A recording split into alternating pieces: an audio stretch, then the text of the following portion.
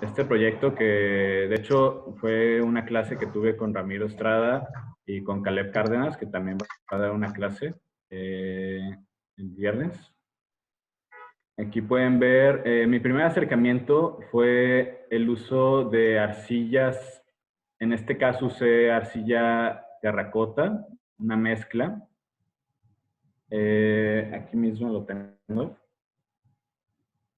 Tengo la muestra original, hice varias de estas en diferentes tonos.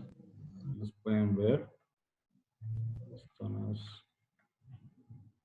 Diferentes tonos de terracota. El problema de este proyecto fue que el molde, como es tan gruesa la pieza en sí, es una lámina grande de cerámica totalmente sólida, se volvió muy difícil a la hora de sacarlo del molde. Entonces tuve que experimentar con diferentes tipos de arcillas para poder lograr que esta saliera sin que se rompiera. Después de muchos intentos, y recuerdo a mi laboratorista, a nuestro laboratorista que teníamos en ese entonces, Chava, me decía que era imposible sacarlo porque de tantos que se habían roto, lo veía muy difícil. Entonces lo que hice fue cambiar la arcilla, mezclarla con un poco de terracota, lo cual le dio más resistencia a la hora de secarse y la convirtió, la hizo más fácil de trabajar a la hora de sacar del molde. Entonces, de ahí viene el primer tema que les voy a platicar hoy sobre las arcillas.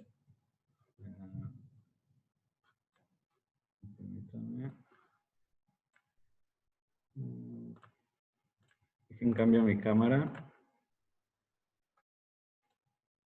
Ok, ¿alcanzan a ver esta cámara que tengo acá? Tengo unas pruebas Sí, Sergio, se alcanza cerámicas. a ver todo. Muchísimas gracias. Gracias, Ramiro.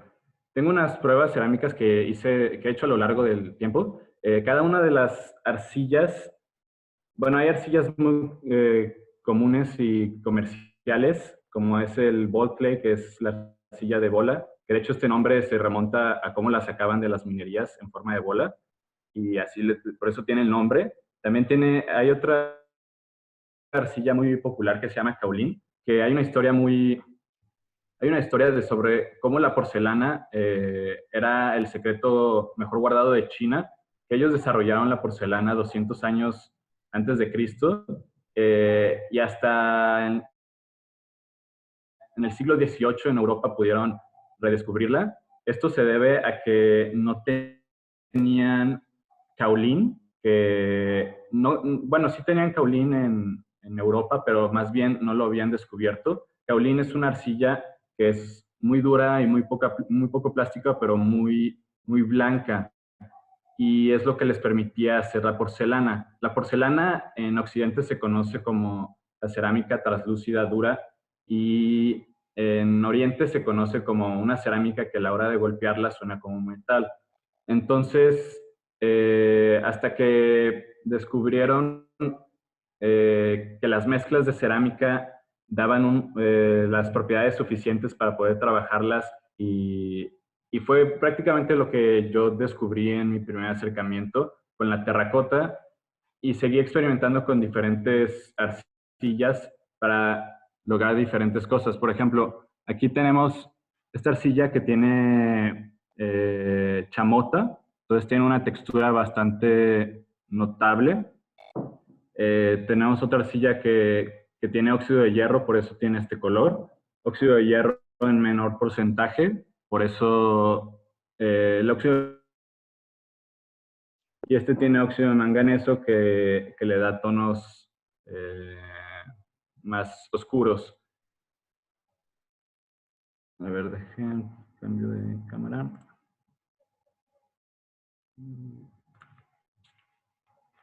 Ok.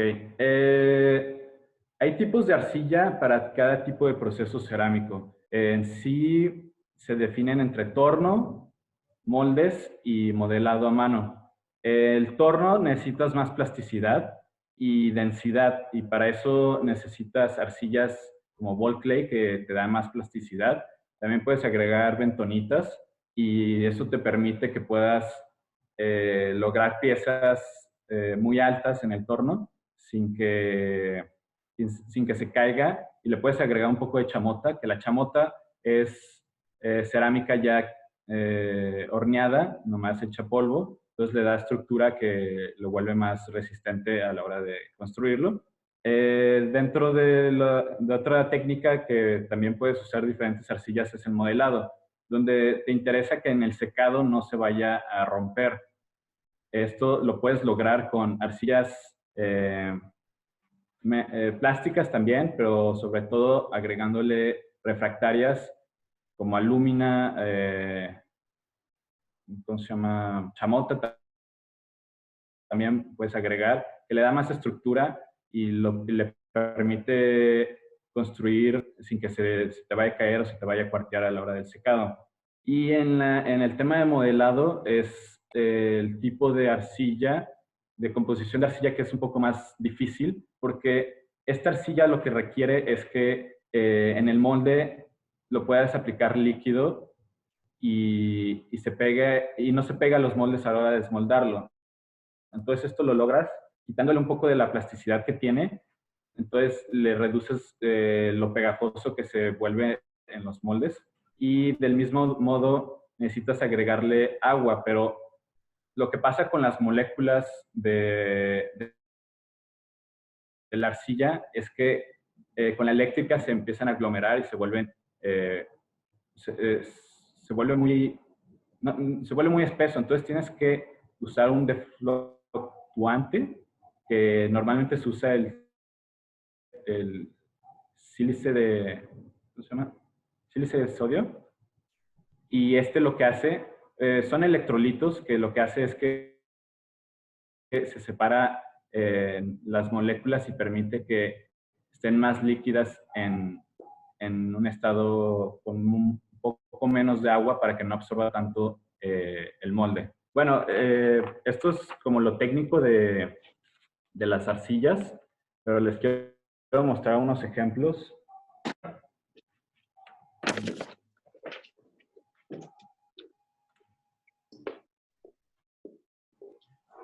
Hola. De mis primeros... ¿Me escuchas? Sí, hola. Hola. Oye, perdón, es que dijiste que la bentonita era lo que hacía que no se pegara el molde. No, es lo que hace que se vuelva más plástico y sirve para las arcillas para modelar y para las arcillas de torno. Para las arcillas de moldes no sirve tanto porque sí hace que se pegue más al molde. Entonces, ¿qué era lo que dijiste que le echabas para que no se pegara el molde? Usas arcillas como EPK o Kaolin, que son menos plásticas, por lo tanto no se pegan tanto al molde. Okay. Igual, al final te puedo dar técnicas de cómo hacer que no se pegue tanto al molde. También puedes usar talco en el molde para que salga la pieza más fácil. Gracias. Sí, de nada. Estas piezas que tengo aquí son de mis primeros acercamientos también a la cerámica, donde con moldes hice una doble pared.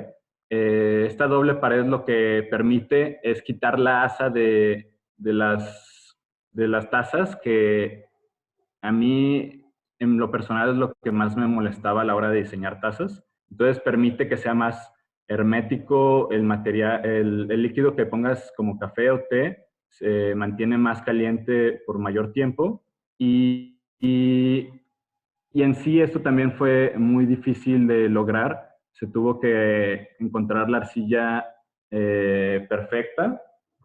Les voy a mostrar varios. Originalmente eran más chiquitas y tenían por atrás abierto donde se alcanza a ver la doble pared, pero después con el tiempo las fui cerrando y el tamaño cambió. Se volvió un tamaño más grande, porque el problema con la doble pared es que se vuelve el volumen aparente, se vuelve muy grande la taza y realmente el volumen es muy pequeño.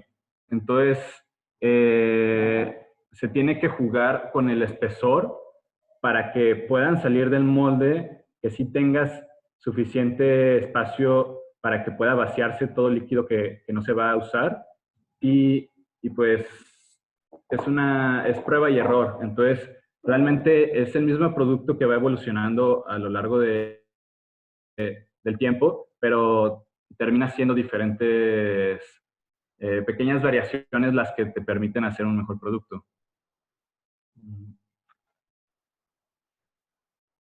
El siguiente tema que quiero hablar es sobre los prototipos que uso para hacer estas cosas.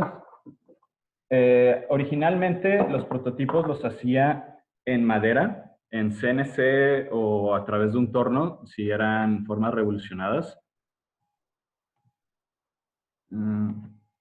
Por ejemplo, aquí está mi primer prototipo que hice, que fue para el tray que les enseñé hace rato. Y como pueden ver, reduce muchísimo el tamaño porque se comprime dentro del horno por la temperatura. Entonces, originalmente lo hacía en madera, pero es muy difícil, pues, comprarte una máquina CNC y hacerlos. Entonces, eventualmente me mudé a la impresión 3D. Dentro de la impresión 3D,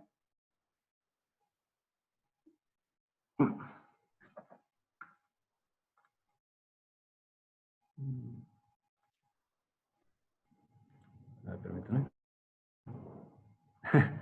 Ando cambiando de cámara hace cada ratito. Esto está impreso en 3D y terminaba lijándolos y resanándolos con pasta automotriz, lo cual salía bastante bien del molde, pero el problema es que dedicaba mucho tiempo a la hora de lijarlos y perfeccionarlos para que pasara eso. Entonces, finalmente, lo que terminé haciendo fue nomás de impresión 3D darle una pequeña lijada y detallando más la matriz, que es el molde de moldes, de donde salen todos los demás moldes, y esa matriz ya detallada me dejaba un producto detallado.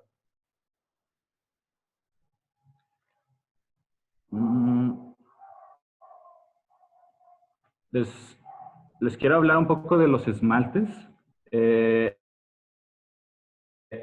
sí, los esmaltes es la gran experimentación que he hecho, donde el esmalte se constituye de tres cosas, de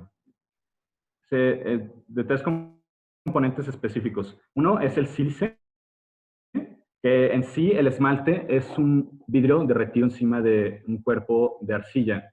Entonces, el sílice tiene una temperatura de fundición muy alta, 1400 grados centígrados. Entonces, lo que necesitas es un fundente para bajar la temperatura a algo que puedas quemar en un horno sin gastar tanta energía. Entonces, el fundente es el segundo elemento que necesitas. Y el tercero es la arcilla, que la arcilla lo que permite es que no escurra el esmalte. Por ejemplo, en esta prueba pueden ver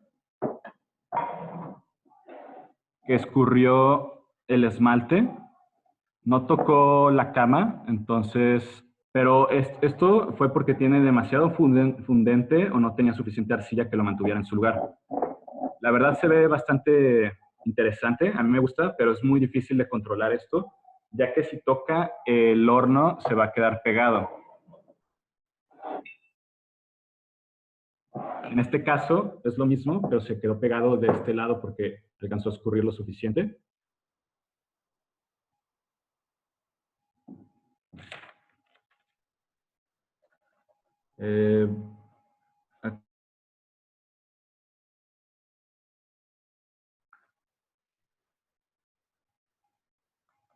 Okay. Uno de los proyectos que hice recientemente es hacer unas celosías. Teníamos la posibilidad de hacer unas celosías para un proyecto arquitectónico, que en sí la celosía se me hace el detalle más interesante en cuanto a cerámica en la arquitectura. Entonces, creé varias formas en Rhino y de estas formas terminé haciendo el proyecto no se concretó, pero terminé haciendo esta forma que la pueden ver a continuación. La imprimí en 3D y...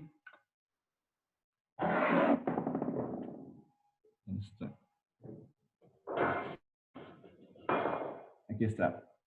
La imprimí en 3D y la idea era usar un solo molde y replicar esta forma hasta hacer una forma mucho más grande. En este caso era la celosía, pero no se concretó, como les digo, el proyecto y terminé haciendo unas esculturas que se presentaron en la Ciudad de México, que son estas de aquí.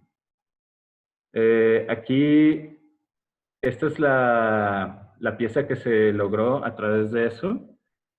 Si se fijan, se unieron a la hora de que estuvieran frescas las piezas, se unieron y, y no se nota la unión, que es la ventaja, y al final se quema toda la pieza y se esmalta y queda solo una pieza. El problema es que estas piezas son completamente huecas, entonces tienes que hacer una pequeña perforación para que escape el aire a la hora de comprimirse dentro del horno. Y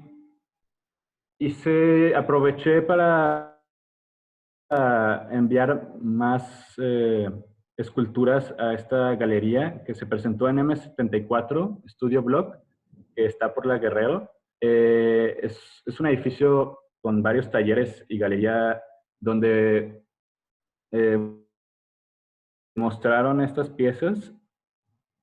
Esta pieza que tenemos aquí es una prueba que hice con carbonato de magnesio, que es igual que la magnesia que se usa en gimnasia y escalada, la que usas para que tus manos no suden. Esa misma magnesia combinada con carbonato de cobre le dio el color verde, pero hace que se aglutine de esta manera en el horno. Aquí en la cámara pueden ver varias pruebas que hice con la misma magnesia.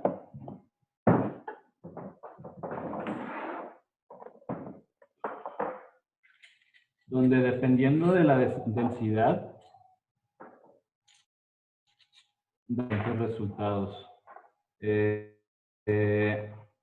Esta de aquí, en específico, tiene un poco de óxido de manganeso, que es lo que le da ese tono oscuro, pero todas las demás es puro carbonato de magnesia, que es lo que hace este efecto. Y después, pues lo puedes aplicar en una pieza más grande de algún tono pigmentado y da estas... Se terminó cayendo, pero en las partes donde no se cayó, porque estaba muy denso, logra detalles bastante interesantes.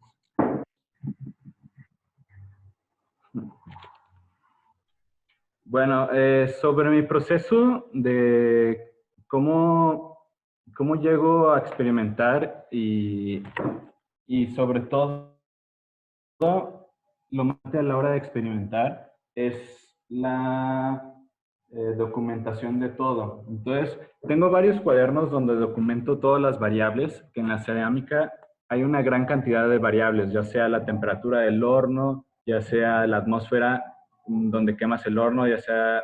Esta atmósfera puede ser por oxidación, que normalmente son los hornos eléctricos, o por reducción, que son los hornos de gas, y crean diferentes tonos.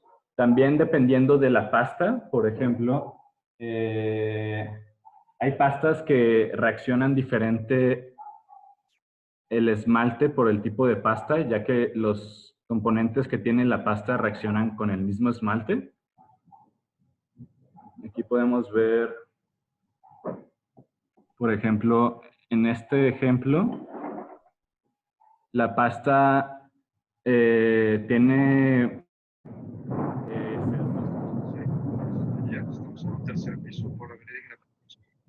Bueno, ¿me escuchan?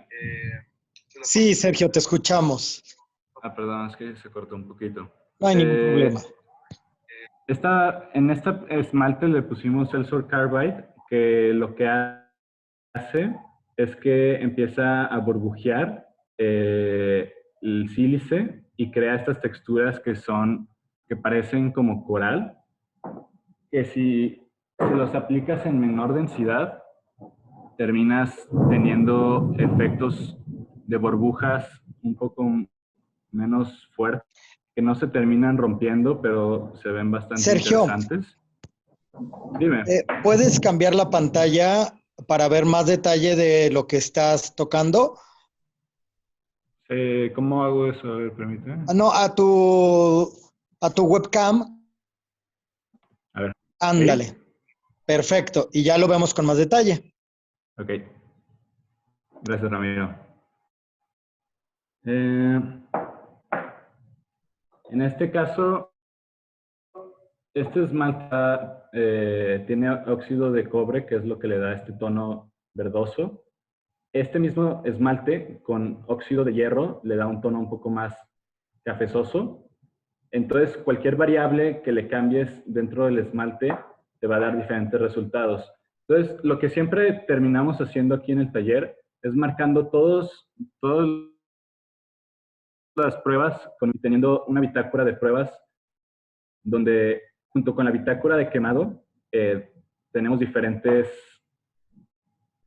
bueno, ya teniendo nuestra biblioteca de esmaltes, podemos acceder a cualquier esmalte y si quieres replicarlo, puedes saber las condiciones exactas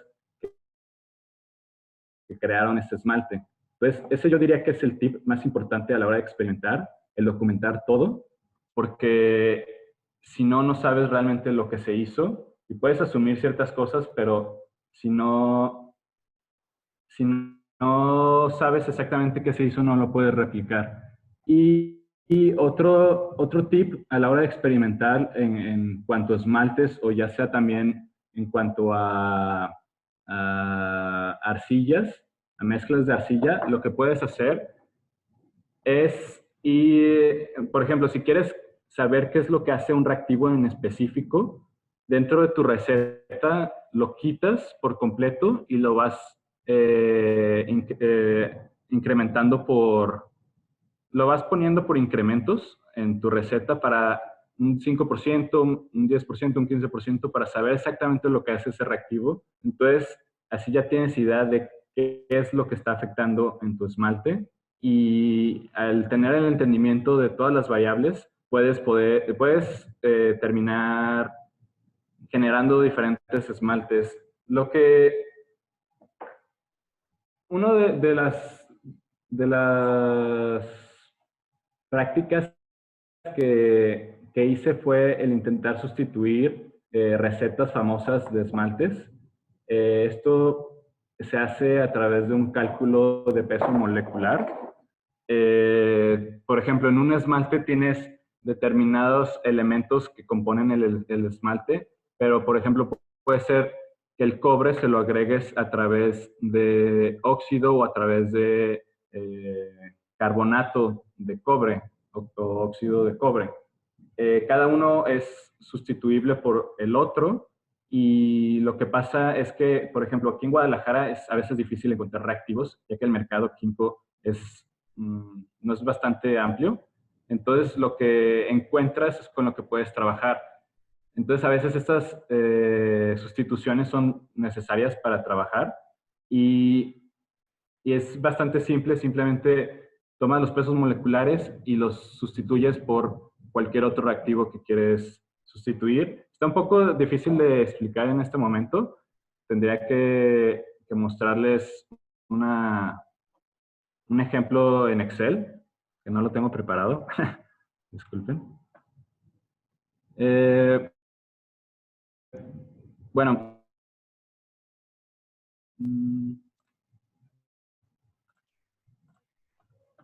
Mi pantalla.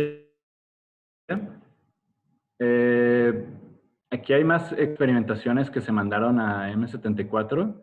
En sí son esculturales. El tema escultural yo se lo recomendaría como una práctica junto con el diseño, sobre todo para experimentar con su composición visual, ya que la escultura te abre bastante las puertas y te vuelve bastante libre a la hora de poder hacer cosas que no normalmente en un brief de diseño no es posible. Les voy a platicar un poco sobre... Esta es la marca que tengo junto con mi hermana que se llama Terracota. Aquí últimamente hemos sacado floreros, tenemos unas teteras. La tetera la produjimos hace ya unos meses. Tenemos diferentes tonos de teteras. Pueden ver aquí en otra cámara. En sí, aquí está el modelo. Aquí están las teteras.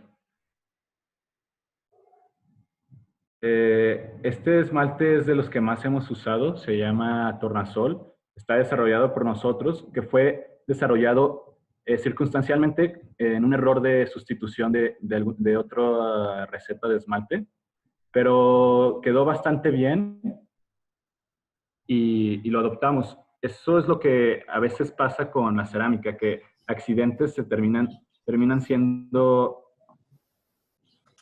bastante interesantes y los replicas el accidente y terminas con cosas nuevas que generaste de forma circunstancial. Mi proceso es totalmente empírico, donde realmente a través de la experimentación, todo mi aprendizaje se basa en eso.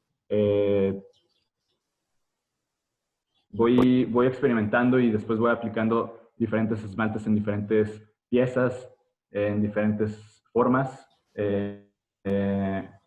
Por ejemplo, la celosía que se hizo, aquí pueden ver en la cámara. Esta fue la matriz original.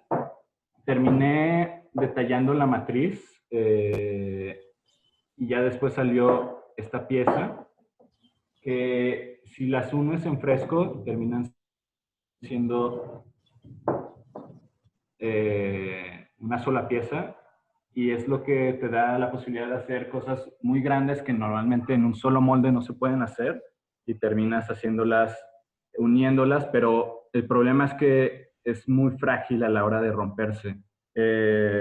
Bueno, a la hora de hacerse se rompe muy fácil, entonces tienes que tener cuidado, sobre todo a la hora de pegarlas, que no presiones suficiente para que no se truenen.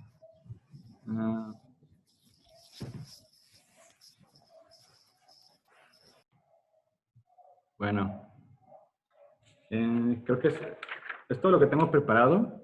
Les tengo aquí, si quieren ver más sobre la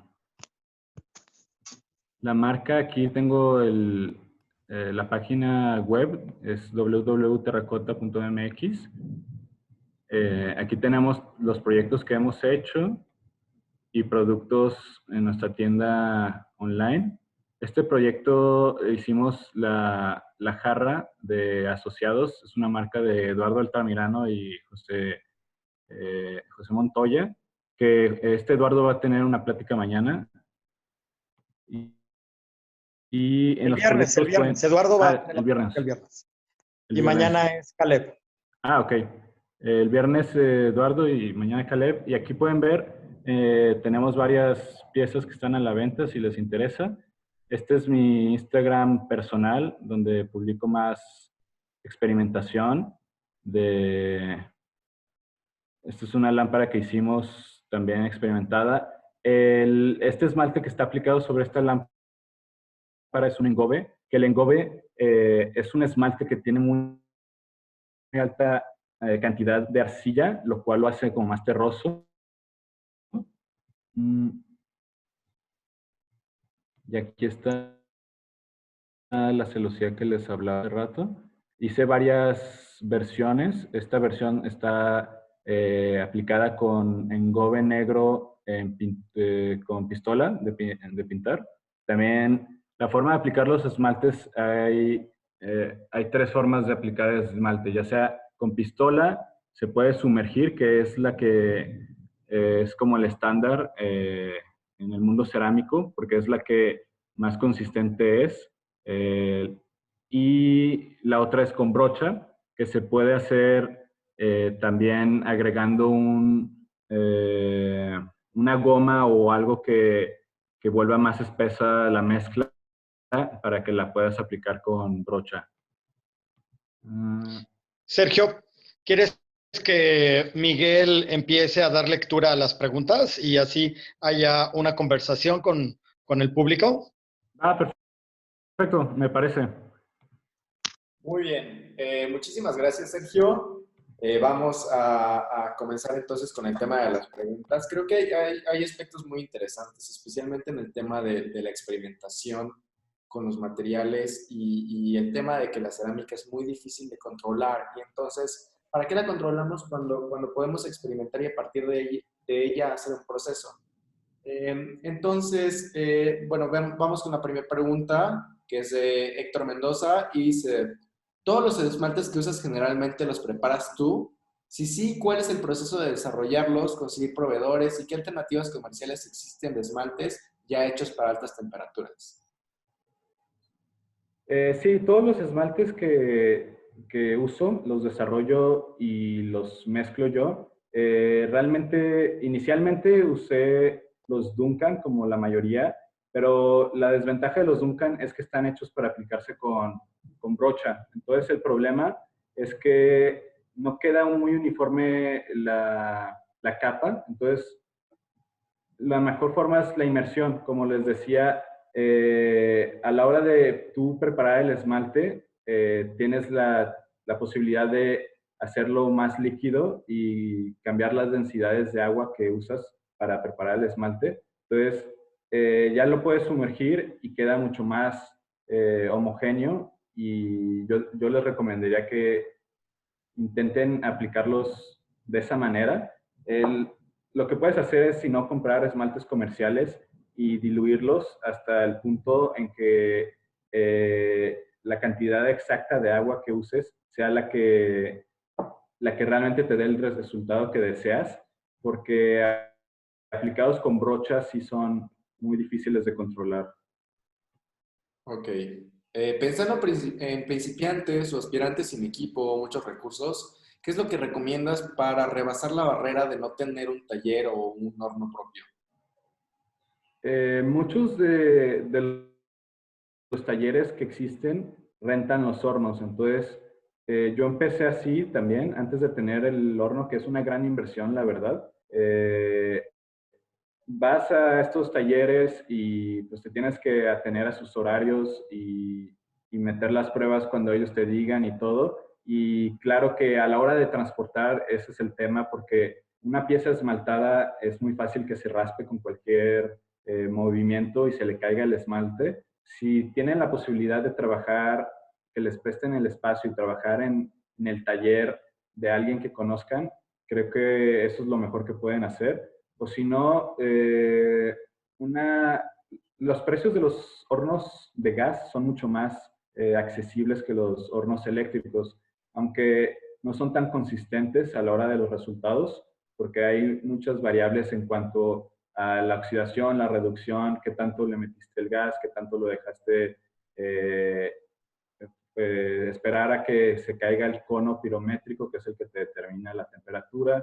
Ciertas variables que son más difíciles de controlar, pero te permiten hacer cosas que en hornos eléctricos no se pueden, como el raku o técnicas de atmósferas de sodas experimentales, que son más, que no sabes bien exactamente lo que va a salir, son más difíciles de replicar, pero sí te dan resultados bastante bellos que no puedes hacer en hornos eléctricos. Vale. La siguiente pregunta es aproximadamente ¿qué porcentaje de reducción tienen las piezas después de meterlas al horno? Eso depende de la arcilla que uses. Hay arcillas, normalmente es un 10%, pero hay arcillas como el caolín que puede reducir hasta 20%. Lo que les recomendaría es que tomaran una muestra de la arcilla que vayan a usar. Esta arcilla la miden desde el molde y a la hora de sacar la pieza de su temperatura final, haces una comparación y ves el porcentaje exacto y ya sabes que esa arcilla siempre te va a reducir ese porcentaje. Entonces tienes que probar todas tus arcillas porque si quieres hacer ensambles como el primer proyecto que les enseñé sobre estos ensambles en cerámica es lo más difícil porque si no calculas perfectamente tu reducción, no, no, no se logra el ensamble. Muy bien.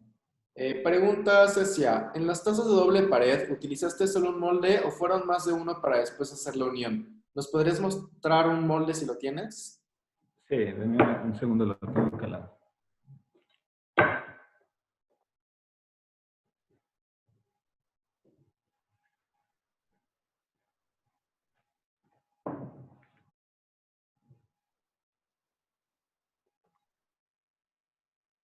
Bueno, el tema de la salida de molde, dependiendo de la pieza y dependiendo de sus ángulos, puedes sacarlo, puedes hacer un molde de una sola pieza, dos piezas o hasta las piezas que sean necesarias. Pero, por ejemplo, en este caso de la taza de doble pared chica, hicimos un molde de 3 piezas, donde esta es la base. Aquí va, está más chico, por eso no cabe, porque se redujo en el horno. Y a los lados entran uno de este lado y otro de este lado. Son 3 piezas las que permiten que por sus ángulos puedan salir sin ninguna dificultad.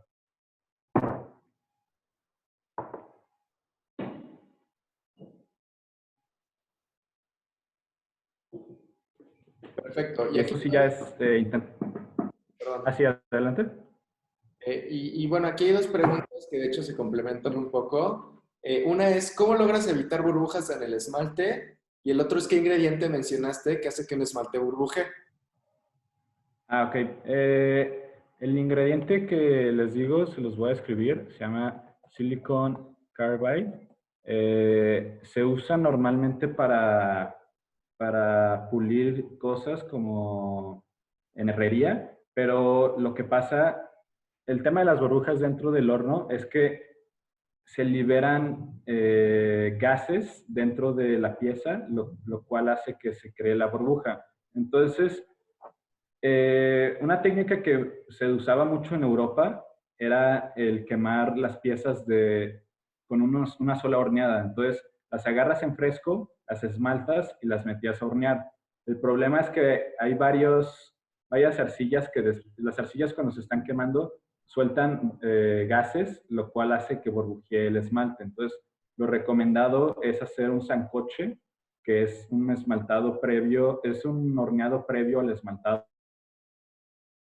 donde se deja la pieza a 800 grados y ya la puedes esmaltar ya estando dura y la mayoría de los gases ya se salieron, entonces no te van a afectar con el esmalte. En cambio, si quieres hacer que burbujee el esmalte, como en esta pieza, agregando como el silicon carbide, lo que hace es que a la hora de que está quemándose dentro del horno, crea gases específicamente donde está la partícula de ese reactivo y termina burbujeándolo. Depende de qué tan fino esté o qué tan granulado sea el silicon carbide, es lo que carburo de silicio, es lo que te da los resultados. También el porcentaje de carburo de silicio que le pones, entre más le pongas, más te va a hacer esto que parecen como cráteres.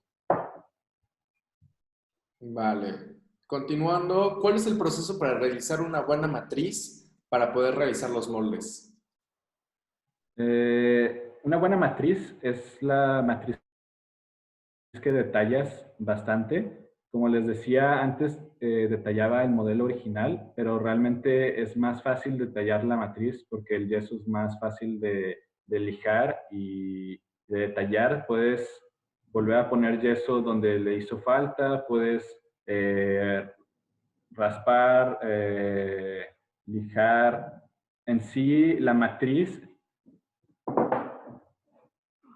una vez teniendo tu matriz, le puedes hacer lo que le hagas es lo que va a terminar en el molde, en los moldes que vayas a usar. Entonces, sí, dedicarle tiempo sobre todo a detallarlas. Vale. ¿Cuál es la durabilidad de un molde de yeso? ¿Hasta cuántas piezas pueden llegar a salir en un solo molde? Nosotros hemos llegado a usar moldes que más de 100 piezas han salido. El problema es que el defluctuante que les decía, el que permite que se vuelva líquida la pasta, ataca el yeso porque lo termina devastando y lo que pasa es que tu molde, después de cierta cantidad de usos, la soda o estos electrolitos porque se pueden usar diferentes electrolitos para preparar tu pasta, terminan desgastando el yeso y alcanzas a notar hasta que se hace como un surco. Por ejemplo, si la pieza es así y tenemos el molde aquí, terminan devastando como 2 milímetros o más hasta que se termina rompiendo el molde en el uso de tan frágil que se vuelve por la soda que tiene la pasta. Vale. ¿Tu horno o el horno en el que quemas es eléctrico o de gas? Uso un horno eléctrico porque es el que más consistencia te da siempre, tiene un control de temperatura computacional, entonces no necesitas usar los conos pirométricos a diferencia de los hornos de gas. También le puedes poner un control automático a los hornos de gas, pero normalmente usas un cono y esperas a que se doble ese cono para saber que llegaste a la temperatura. Entonces, a mí se me hace, aparte, otro tema del horno eléctrico es que lo puedes prender e irte del taller, que es lo que normalmente hacemos por tema de toxicidad, porque el horno emite bastantes gases que son tóxicos. Hay ciertos elementos más tóxicos que otros. Dentro de los más tóxicos es el plomo, que ya no se usa tanto, que antes se usaba como fundente. Es un fundente muy fuerte, pero es muy tóxico. Entonces ya lo han quitado de todos los esmaltes y ahora se usa boro, que no es tóxico una vez ya fundido. Por ejemplo, el óxido de manganeso que da los colores negros es bastante tóxico. También da colores metálicos, por lo cual se recomienda que no estés mientras está pasando el horno, mientras está horneando todo, pero con los hornos de gas no tienes ese plus porque tienes que estar cuidándolo y controlando el gas conforme se va quemando. Claro. Vale, vamos con las últimas tres preguntas de la sesión de hoy. La primera es un poco más corta. La pieza verde que enseñaste también tiene silicon carbide, una que tiene textura.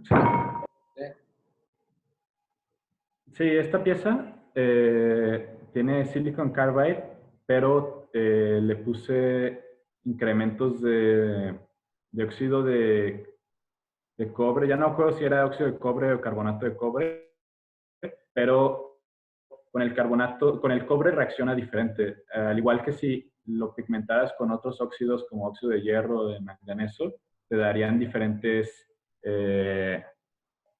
efectos a como originalmente era el esmalte.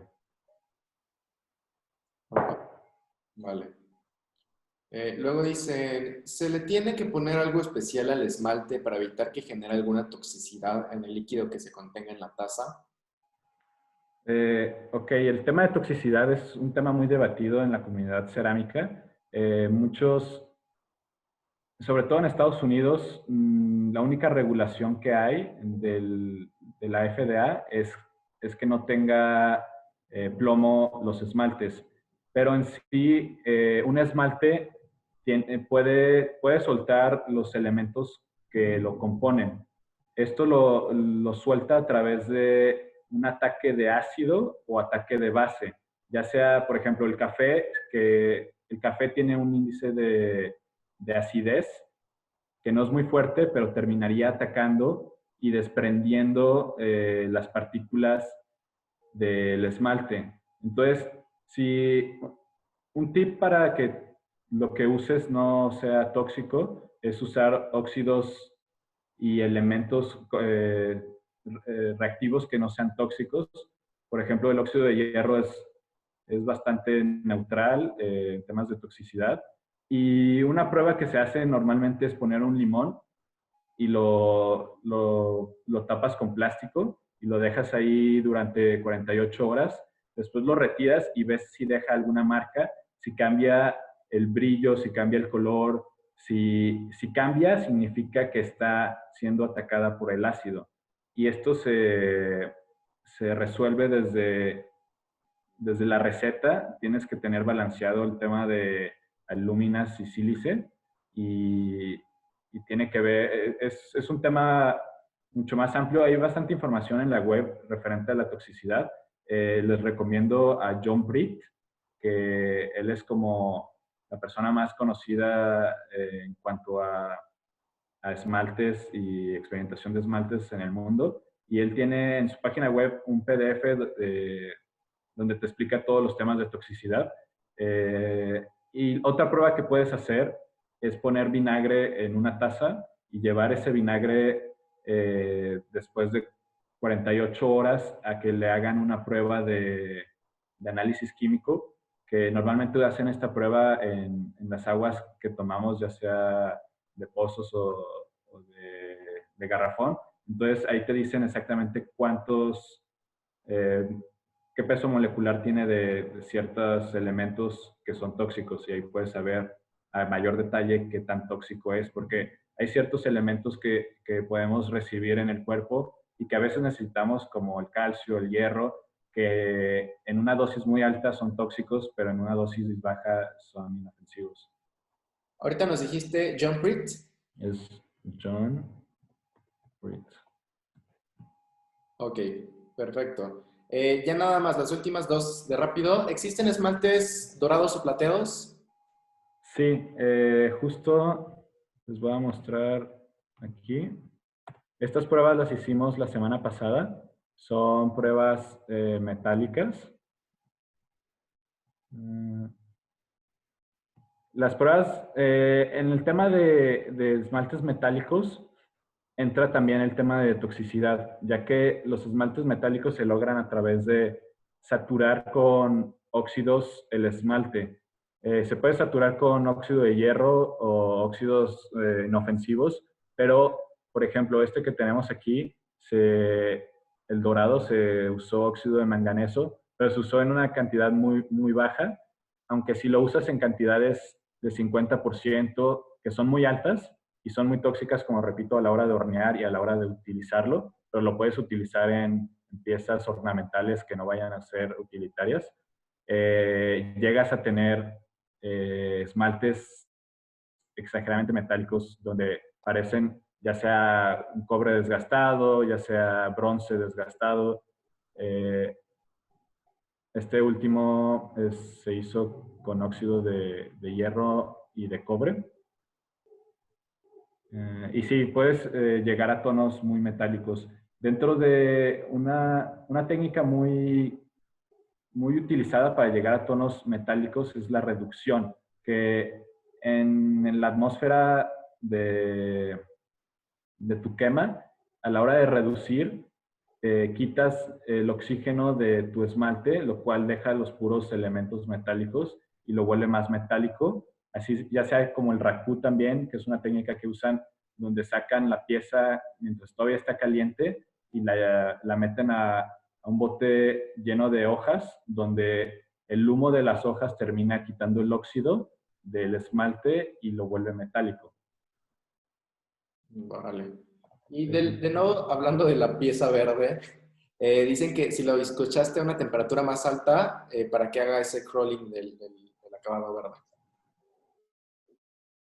A ver, perdón, si lo escuchaste a una temperatura más alta para que haga ese crawling. No, fue a la misma temperatura. El crawling es lo que se le llama cuando se aglutina y no cubre por completo la superficie cerámica. Esto se considera un defecto, aunque a veces si lo deseas lo puedes lograr, pero no, fue una temperatura, yo quemo a cono 6, que son 1222 grados centígrados, que es donde más permite efectos más impactantes, sobre todo, porque a bajas temperaturas no puedes lograr varios efectos que se pueden a medias o altas temperaturas. Claro.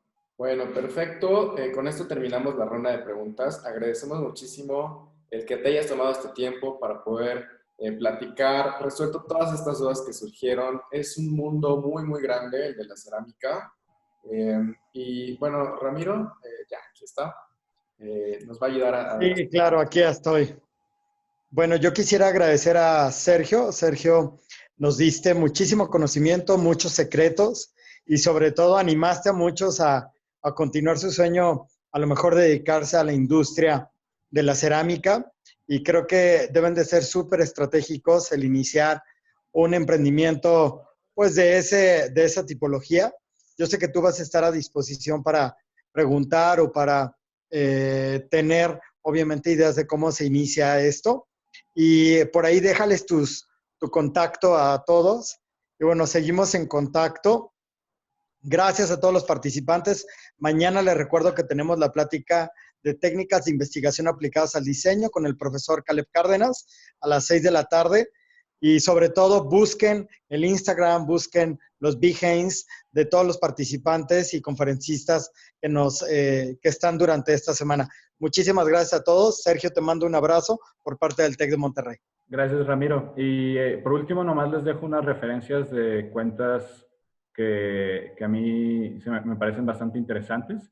Se los voy a pasar aquí rápido. Y al final les dejo mi información. Gracias a todos.